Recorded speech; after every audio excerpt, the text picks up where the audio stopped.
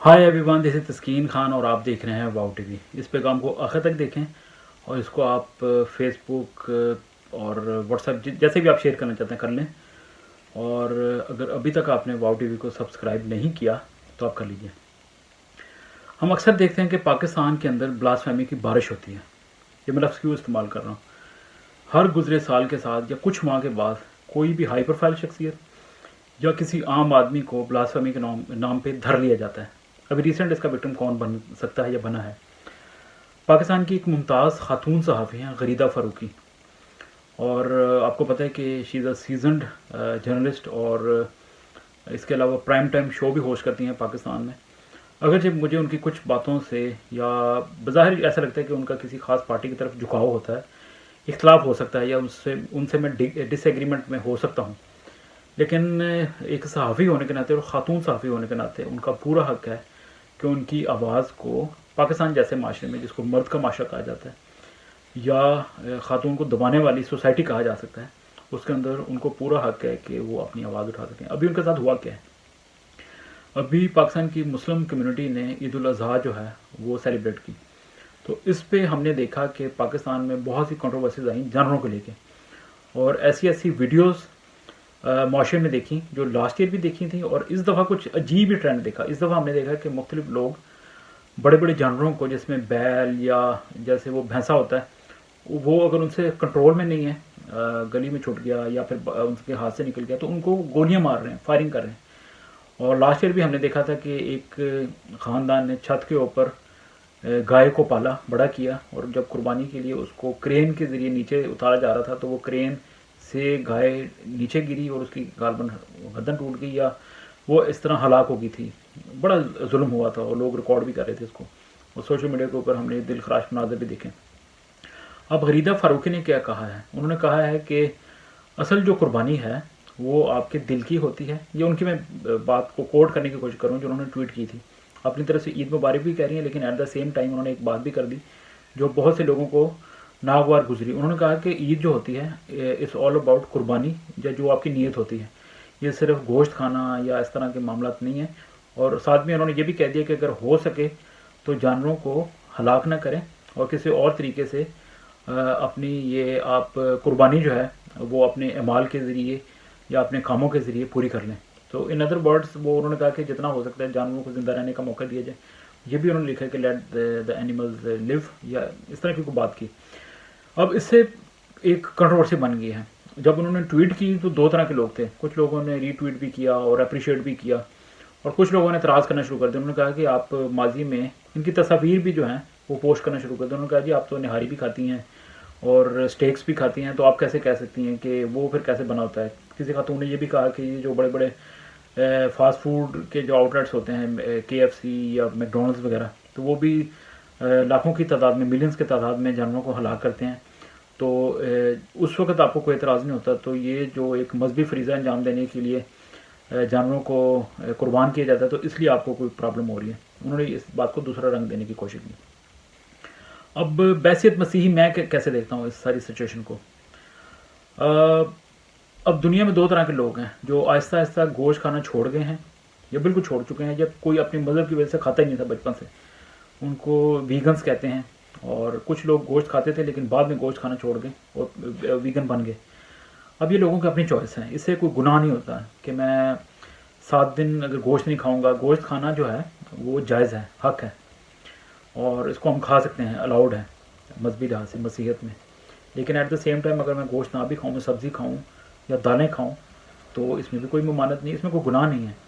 लेकिन ये मेरे पास चॉइस है कि हम इसको ख़ुराक के तौर पे, और इसको ज़ाहिर है इससे बड़ी फ़ायदियत है गोश्त खाना जो है, इससे भी हमें प्रोटीन मिलती है, ताकत मिलती है, एनर्जी आती है। लेकिन इसको एक बैलेंस डाइट के तौर पे अगर आप खाएं तो फिर इसके ज़्यादा फ़वाइद हैं। तो इस बहस में तो नहीं पड़ना चाहिए कि गोश्त नहीं खाऊंगा तो खुदा न खास्ता मेरी निजात का कोई मसला हो जाएगा या कोई गुनाह सरदर्द हो जाएगा। ऐसी बात नहीं है।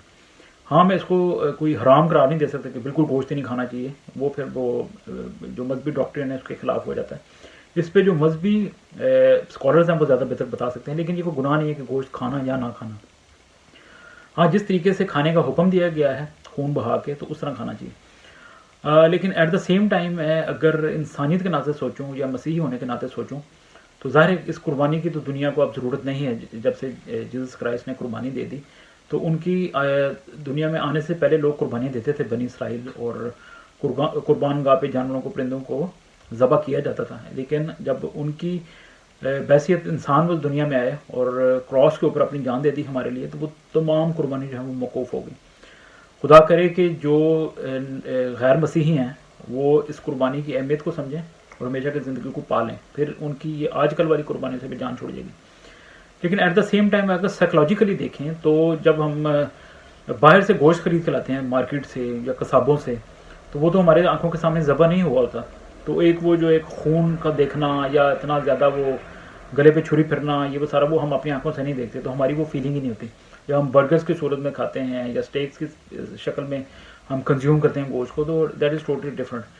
پاکستان, بنگلہ دیش یا ان جیسے ممالک میں, آپ اسلامی ممالک میں دیکھیں تو جب قربانی کی یہ والی عید ہوتی ہے تو گلیوں میں, گھروں میں بچے پاس کھڑے ہوئے ہیں اور چھری پھیر دینا, اور پھر علائشیں جو ہیں, آنتیں اور اس طرح کی چیزیں گلی میں پڑی ہوئی ہیں, اور وہ سوچے انسان تو ہارریبل تو لگتا ہے, اور پھر خون کا ہر طرف پھیل جانا.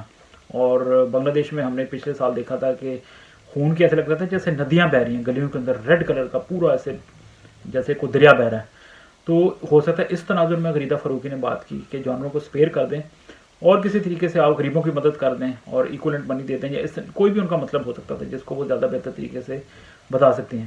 لیکن اب لاہور کے چند وکلاء نے غریدہ فاروقی کے اوپر کیس کر دیا ہے اور چڑھ دوڑے ہیں. ایک وکیل صاحب کہتے ہیں کہ جی میں تو اپنے دفتر میں بیٹھا ہوا تھا, ٹویٹس دیکھ رہا تھا, تو غریدہ فاروقی کی یہ ٹویٹ میری نظر سے گزری, تو میں نے پھر چیمبر کے اندر مشورہ کیا, اور اب غریدہ فاروقی کے اوپر 295A اور 298 کا جو کیس ہے یہ کر دیا گیا ہے, یعنی کہ بلاسفیمی کا کیس. تو یہ نہیں ہونا چاہیے. یہ میری بات سنیں, دیکھیں کہ وہ کہنا کیا چاہتی ہیں. چھوٹی چھوٹی بات پہ جناب توہین مذہب ہو جاتی ہے, تو اس طرح تو پھر بڑا گھٹن کے ساتھ وہاں رہنا مشکل ہو جائے گا بہت سے لوگوں کا پاکستان کے اندر.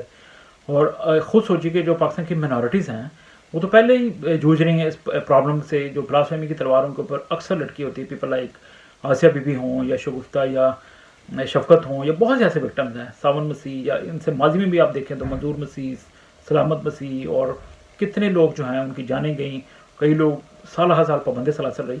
تو اب وقت آ گیا ہے کہ پھر ہم نے پاکستان کی ٹیلی ویژن کی شخصیات ڈاکٹر شائستہ لودھی کو دیکھا, اور کوئی قوالی چل گئی تھی تو پھر اس پہ کوئی کنٹروورسی ہو گئی, تو پیپل لائک جنید جمشید آن جہانی جو ہیں ان کو بھی اس کا نشانہ بنایا گیا تھا. تو بس کر دیں پلیز. پاکستان میں جو مذہب جو ہے وہ آلریڈی جو ہے لوگ اسے نفرت کرنا شروع ہو گئے ہیں یا تنگ آنا شروع ہو گئے ہیں. بہت سے لوگ جو ہیں وہ ملحد ہو گئے ہیں, اور لیکن ایٹ دا سیم ٹائم میں دعا گو ہوں کہ لوگ مسیحیت کی طرف آئیں, اصل مذہب کی طرف آئیں, اصل قربانی کو جانیں کہ وہ کیا ہوگی. آپ گوگل کریں, کسی مسیحی معلم سے پوچھیں, جب بائبل مقدس کو خود پڑھیں تو آپ کو پتہ چل جائے گا کہ یہ جو بکرے چھترے یا اس طرح کی جو قربانیاں ہیں ان سے آپ کی جان چھوٹ چکی ہوئی ہے. تو اس چیز سے باہر آ جائیں. تو میں تو بلکہ غریدہ فاروقی کے لیے بھی دعا گو ہوں کہ خداوند ان کی حفاظت کریں, اور ان سمیت بہت سے جو لوگ ابھی تک خداوند سے دوری میں ہیں یا اس چیز کو نہیں پہچانتے, وہ قربت میں آئیں اور اصل قربانی کو جانیں.